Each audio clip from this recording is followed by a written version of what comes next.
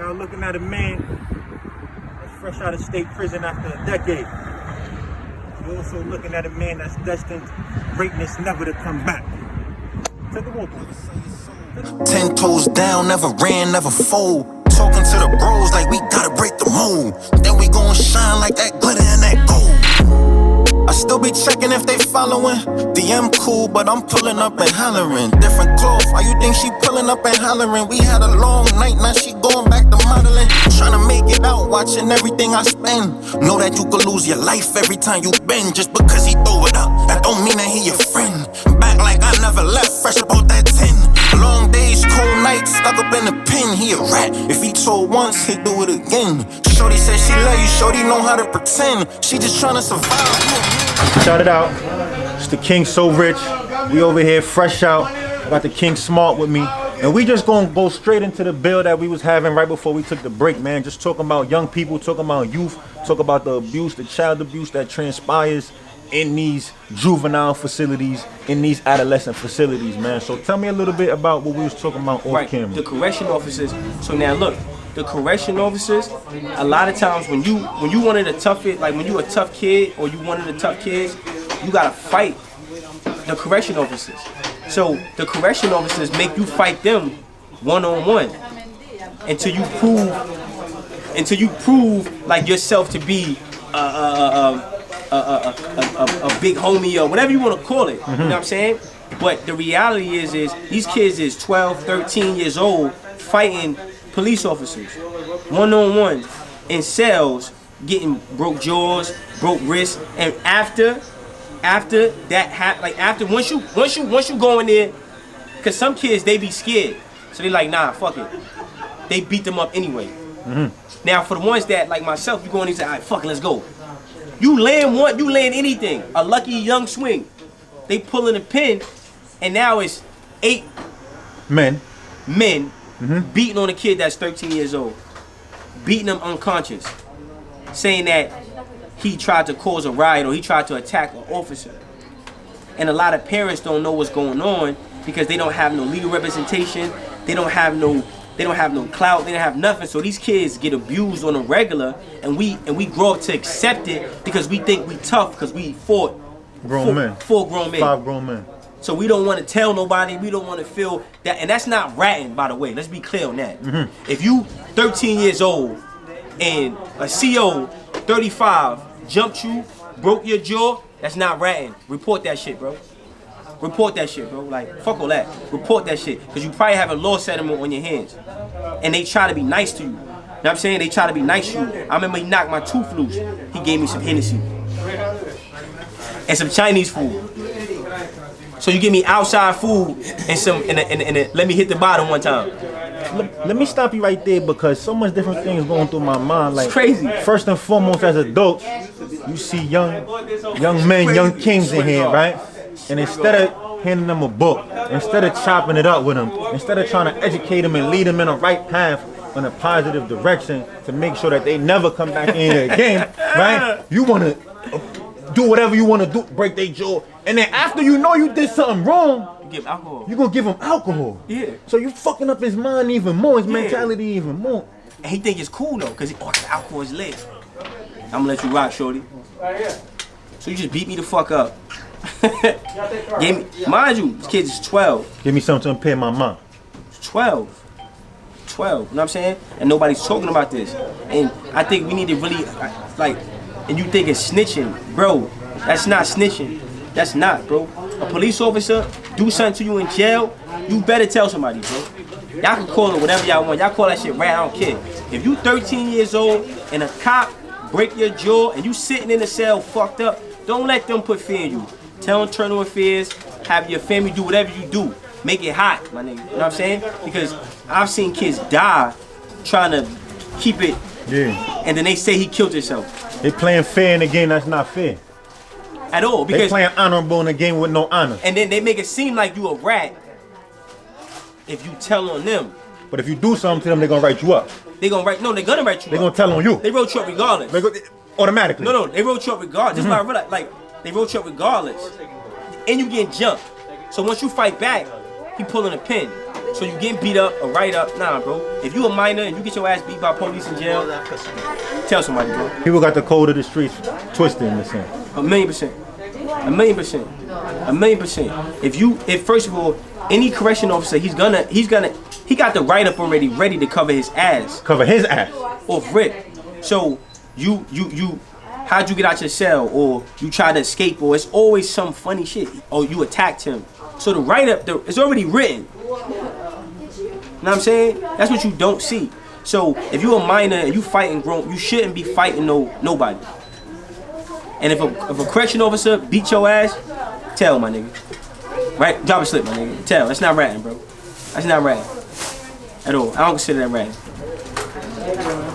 No, absolutely, I don't. Man. I don't. So let me ask you, right? Because I work with youth in my community. I work with some of the most talented, some of the most intelligent young people who've been through similar struggles like we've been through. They've been in and out of prison, right?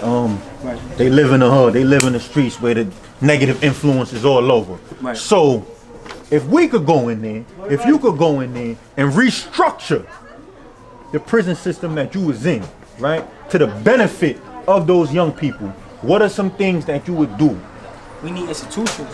Like, we gotta have institutions. We can't do it inside that system, because that system is designed to kill you mentally, spiritually, physically, financially, and emotionally. We have to have our own institutions, and we have to create consistent dialogue and conversations about development and the advancement of our people.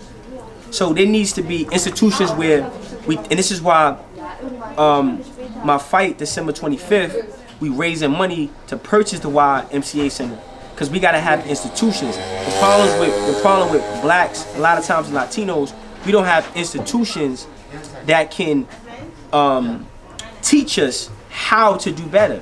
These Indian motherfuckers come from West Bubblefuck. Your whole family, you get loans, you coming into a system. You take a kid from Bangladesh and put him in my shoes. No father, no mother smoke crack. You 5 years old. Bro, I was in the shelter at 5, bro. These kids from other cultures wouldn't survive the shit we make regular. You heard? Because they have help. We don't. So fuck prison and fuck the system and fuck the government. Absolutely. We gotta create our own institutions. We need therapy. We need parenting classes. We need classes to teach these girls at 14 years old, keep your fucking legs closed. We need sexual education classes, teaching kids how to put a condom on. You get hot in the pants. What happened to the birds and bees talk? See, the government strategically removed these programs out of school. They took trades out of schools. You see, back in the day, black people wasn't fucked up. This has been a strategy to fuck us up. So, to answer your question is, we have to create multiple institutions to teach us how to thrive in these areas. We gotta have a financial institution to teach us how to pay taxes, accounting, how to get business loans. All these Indians and Chinese people, they be getting loans and grants and all types of shit, bro, that we can't because we don't understand and there's nobody to teach us. We can't or we can, but like you said, we don't know. We ignorant, we unaware, right? We unaware. Then there's no nepotism. There's nobody that looks like us that's in place that's gonna teach us how it goes. So we had an institution to teach us early, then we're raised with that information. That's the difference. You know what I mean? Absolutely. So if we had anger management classes, if a kid was 13 and had access to a drug program, right? And you could teach him the danger. Where do you want to go though? Of course, because see, children are only gonna follow what's around them. How? Of course I know I would want to go. See, that's why they say in child psychology, a child's learning curve is the shortest from 0 to 7. That's where the mind is the most fertile. That's why they put you through the animal lessons, my nigga. Because they know at that age your mind is that's your peak potential. So they kill it then. So we had institutions. You catch a kid at 5 years old, you teach him that. By the time he's 15, he's ready to run the family. My grandfather was like 17 years old. Running a family at 17. Look at these Indian motherfuckers. They 17, 15, taking care of their whole family. That's our shit. We should do the same. We ain't lazy, unprepared. It's a system in place to program us to destroy each other. I'm the only Muslim in my family. Now you got people that's born Muslim that eat pork. You got people that's born Muslim that don't pray 5 times a day. You got people that's born Muslim that don't fast for the month of Ramadan. You know what I'm saying? We gotta build institutions. Because right now, they can learn how to write code. Right now, the child's learning curve is the shortest from 0 to 7. So what we teach kids in our culture from 0 to 7? Shit. Because we're conditioned not to. What do the Chinese teach them? What do the Indians teach them? Fucking kid Habibi is 9 years old running the counter in the grocery store. You see? We gotta be taught this information. And once we taught this information, we're gonna excel higher than anybody, because look where we go with nothing. Look at what we get with nothing, bro. Look at how far we go with nothing. With the system against us. Imagine if we had some. What? Look what they couldn't survive what we survived. Everybody think, listen, I don't respect Indians, Chinese, none of them, because their success is not interrupted. We get interrupted. So if I don't got police trying to kill me, if I don't got the white man trying to make a system to destroy my culture, you know what I would have? See, because the Indian or the Jew or the Chinaman to tell you I worked hard for it. Yeah, you worked hard for what you got, but it wasn't interrupted like the black man gets interrupted when he tries to get something. And if you study history, you know when we try to build something for our own, the government attacks us every single time. So we are a divine people. Our success is divine. Everything we doing is divine, bro. So to answer your question, to add more to it, it's like we have to build institutions. And this is what I'm working on. We gotta build institutions to develop our people from young. And that's when change is gonna happen. We can't do it with the prison system. The prison system will never help us at all. Never. Period. That's powerful. You getting this, bro? Yeah. America is not a home. America is a hotel. It's a place of business. That's why Indians come here, make money, and send it back home. So they program us to be detached from Africa. So we don't use America as a place of business. So we don't have no vested interest in America, so we can't grow. See, we the only culture that has everything in one place. Every black man is rich already. When you tap into Africa and you stop letting other people middleman you, you gotta come in here and beg somebody for some shit that they got from you. That's like somebody go in your house right now, take them sneakers out your closet and go put on a shelf and say, give me $5,000 for them sneakers. And you like, yo, Habibi, I got $250, can you help me out? What? Come on, bro. We killing ourselves for what? Come on, bro. Then you go to these little stores, the sneakers be bootleg. You ready to die for $400. You gotta kill yourself. They telling you no for a sneaker that only cost them $75, $50, because you damn sure ain't got no fucking Nike account. So where you getting this shit from? We gotta stop letting other people middleman us, bro. And they're not gonna teach you that in prison. They're not gonna teach you that in business. Because most business institutions are created by people who have oppressed us. They got fat while we starved. They got fat and they got wealthy off of our ignorance. You see? They got wealthy off of our ignorance, bro. How many black people you see coming to jewelry stores like, these niggas don't, come on, bro, it's not they shit. It's our shit. And we the only, you think they help us?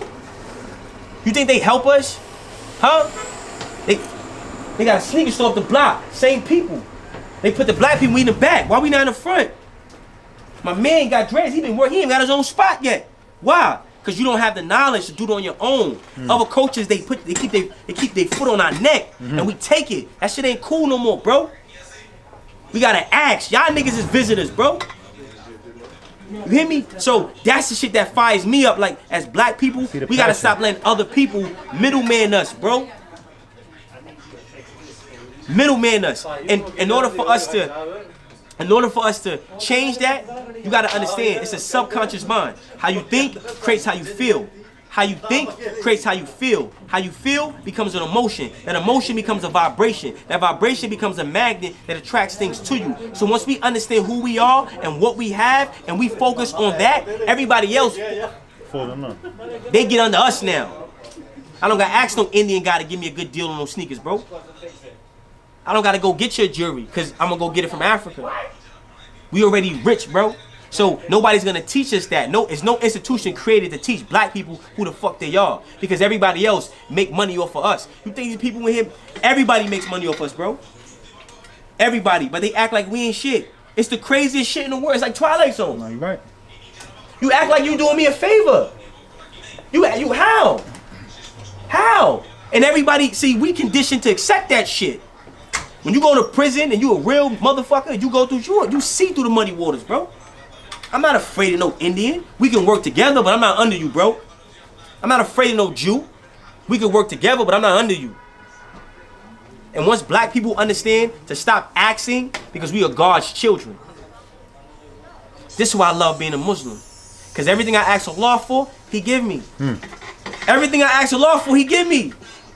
I fast, I go to Juma, I make salat, I'm good. I hold on to the rope of Allah. I don't put my faith in man because I don't worship man. I worship Allah. I don't worship man. Punjabi not my God. Bangladesh is not my God. India is not my God. China is not my God. Jew, Palestine, you fucking name it. Puerto Rico is not my God, bro. So when we understand that, then we move differently. And no institution other than the ones that we create will ever teach us that, bro. Out of fear of getting out of their comfort zone. Because now you can't enslave me anymore. You know who the first person to call a dawn is? Bilal. Bilal. Blacker than me. Bilal. The first Muslim to call her a dawn. You know when Muslims go to pray? Bilal. They rarely talk about him. They always talk about Muhammad, and I'm not Indian though. I love the Prophet. Absolutely. But I'm not Indian though. I'm black. So you need somebody that looks like you. Yes. This is representation. We take on black people. We watch one Chinese. Look, black people watch one Chinese movie. They think we Bruce Lee. Now you wearing the shit. You watch it. You become Muslim. Now I'm not Arab though. I feel off, but I'm not Arab though. I'm not Indian. I'm sorry. You feel me? We watched one movie with Toy Story. Buzz Lightyear. I want to be white. No, we gotta be who we are. And no institution is gonna teach you how to be you, unless you created it. So. You know, answer that question is we have to create institutions that are going to uplift us. And we have to own it and control it. And we can, pardon me. And we can as long as we follow these rules. God gave us free will. You can't build your house in another man's backyard. We've been conditioned to build our house in another man's backyard and accept that shit and forget that we got our own yard. They don't want you talking like this. It's a scary thought. They want you in the back. They want you to be like, okay, well, I work for him. I don't work for nobody, man. Feel me? So, and that's one thing I think that prison, you know, because of the show, I think that's one thing that prison kind of really highlighted in me because I got beat up by the police in prison. Because they tried to kill me in Southport Box. Because they put me on a loaf. They tried to kill you in Southport Box? They tried to kill me in Southport Box. They tried to kill me. Let me stop you right there. But we're gonna touch on that on the next segment. I wanna touch on that. Listen, we got the King Small here, fresh out, so rich. Shout out to Big Herc 916. Peace. We getting deep. We getting deep into the culture. We getting deep into the minds of the people. Fresh out, we back. I got the King Small. We in Harlem, 125th, Billionaire Barbershop. We was just building, man. Yo, we was building off camera, but I want you to touch on that right quick. Like, speak to the people. Right. So they say, hold on to the rope of Allah. Right? Like, hold on to the rope of Allah. So this is how I think of it, right? It's like an analogy. So let's say God is at the top of this mountain, 2 billion feet up in the sky, right? And the rope, like, you know what I mean? You gotta hold on to the rope of Allah, right? Now, check it. The devil gets you to let go of the rope, let go of God. So when you going through what you going through, like, God, pull me up. When God finally, because it's not instant gratification, it's delayed gratification. God doesn't come when you want, He comes when it's time, when He decides, right? So the devil tricks you to let go of the rope, so when God pulls the rope up, you can't get up out of that shit. Exactly. So other cultures, they keep us away from God because the only way for us to, this is a spiritual war. You can't beat the jinn, you can't beat the shaitan without God. So if you accept a man being with a man and a woman being with a woman and no fathers in the home and you accept witchcraft and magic and everybody want to burn sage, I don't need to burn sage, man. That comes over then. I don't practice magic. I practice faith. I practice Islam. You know what I mean? So when we understand how to incorporate God into our life as black people will change. So let me ask you a Know what I'm question. saying? So let me ask you a question though, because many different individuals believe in different things, different religions, right? Sure. Whether it's Islam, Christianity, Santeria, just a universal understanding. Like, so how do we bridge that together? Because I may not believe in God. Right, for sure. Listen, Right. but you got no choice to believe in God because it's instinct. Why do birds fly? Why do dogs bark? See, everything in life has a rhythm. So this is how I became Muslim. Now look, I was in a group home, right? And it was a guy. He was making salat. He'd be praying. God come out the room with his face wet. I'm like, you sweat? What's going on? He said, nah, I make wudu. I said, word? I said, yo, why you Muslim? He said, yeah. I was like, well, I'm Christian, man. He said, listen, people choose to follow what their fathers follow. So I said, wow. I only went to church because my family made me go. Absolutely. So as a kid, I prayed. I asked God. I said, listen, yo, I want to go to heaven. I ain't praying as no Muslim. I ain't praying as no Christian. I want to go to heaven. Show me what way I need to go. And God is going to come. So anybody that's unsure about if God is real, pray. Even if you know what you're praying to, say, hey, guide me. Just, hey, show me a sign. And you can bet your ass, God is going to show you a sign that he's real. You see? So, God gave us instinct too. So you know, the same way as you know, but you may not know what, but you know, you get a feeling. And you will know. So I just say, pray and ask. And you can't, and listen, bro, you ain't gonna be able to do nothing in this life without God. So Period. could we say that God is the name? So could we say that God is a name for a higher energy? Whatever it is you believe in, however it is that you want to classify it. You gotta be careful. Or we gotta classify it as God, you feel? Yeah, you know what I mean? Because, you know what I mean? And I strongly suggest people read the Quran. I strongly suggest, I'm inviting people to Islam, right? That's my take, right? And I also know that the devil, in Islam, they call it fitna. It's like confusion. See, God keeps things simple, right? So I don't want to get into scientific, all this other shit. Listen, man, God is God. Pray, ask God to guide you. God came to me, a fucking 12-year-old kid in a group home, out of his mind. I just needed help. And the things in front of you was too big for me I couldn't deal with it. So I cried out for help, and I got help. You got help. So I would say just keep it simple. Don't make it like all this universal. I ain't in all that. Read the Quran, listen to Hadith, you know what I'm saying? That's what I'm gonna say from my perspective. Absolutely. If you unsure about it, hey, ask God to guide you. Absolutely. I think Islam is a beautiful religion. I think being Muslim is a beautiful religion. I think Christianity is a beautiful religion. We believe in all the books. That's one of the things, one of the pillars of Islam. You're supposed to believe in all the books. We just don't believe that Jesus is God. You know what I mean? Believe he's a prophet. For sure. Absolutely. Isa, right? Yeah. Absolutely. Absolutely. Nah, I respect that, man. Absolutely, man. Nah, I respect that. Absolutely, man. I believe in righteousness. I believe it's important to be righteous. And it's okay. Not a Listen, specific classification. let me add this too. And it's okay. See, you gotta listen. Your actions is gonna be your lawyer for your soul in God's court when you die. So every deed is like testimony, bro. So you better know to draw the line. I don't support LGBTQ. I don't support homosexuality. I don't support gang banging. I don't support Santeria, magic, witchcraft. I don't support none of that shit, bro. So, and that's where I'm gonna stand, because I'm not gonna bet against God. Everything good in my life came from God. Everything bad in my life came from man. So who you think I'm betting on? I'm betting on God. Everything good in my life came from Allah. Everything bad in my life came from man. So who you think I'm not riding with, man? It was okay for them to hang us on trees and say, this is legal, nigga. So now they legalizing homosexuality, you gonna go? I ain't going with it, bro. So we gotta be careful with letting the devil trick us out of our position. You see? And ending up in the hellfire, because this is the dunya. They say this life is like prison for the believer and paradise for the non-believer. Okay? So who you gonna bet on? Don't bet against God. You're gonna lose every time. And ain't no do-overs. Ain't no do-overs, baby. So let me pull back a little bit and let's talk about religion in prison. Because I heard that you said that when you were younger and you were experiencing serious tribulations, it was God that came through and assisted you, right? So it's a number of different religions behind the wall. Right. Like Islam, Muslims, Christians, God body, 7%ers, Yeah. 5%ers. Oh my God, most gonna kill me. Shout it out. Shout out to the people, yeah. Peace to the gods. 5%ers. Right. Santeria, right? So religion plays a different part in everybody's life. So in the same way that you said that God came to you in that time, in that tribulation, it could be individuals of other religions that feel the same exact way, right? And they feel the same exact way about who they worship as you do, right? So do we let those religious beliefs stop us from unifying? Or in what way can we unify despite our perspectives or despite our beliefs? By doing good deeds. Good deed.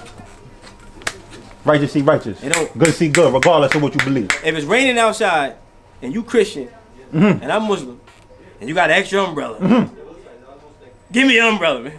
You know what I'm saying? Nah, say no more. You hit it on the head. Simple. Yeah. You hit it on the head. Much respect. You know Nah, what I much mean? respect. Much respect. I mean, so yeah, but so and again, that's what I said. But this is what we have to get back to and having dialogue about this and making that cool and making that popular. Absolutely. Like me as a rapper, as an entertainer, you know, just a couple years back, I was almost afraid to say I was Muslim. I'm like, yo, but I'm thinking like, okay, if somebody can say, yo, I'm blood, I'm Crip, I'm Cud, man, I'm Muslim, man. Absolutely. Say what you want, man. Absolutely. It is what it is, man. Hate me, like me, love me. That's who I am. Man. It's who I am, man. You know what I'm saying? Absolutely. So, but I'm saying it to say this: we gotta get back to some type of right and wrong society.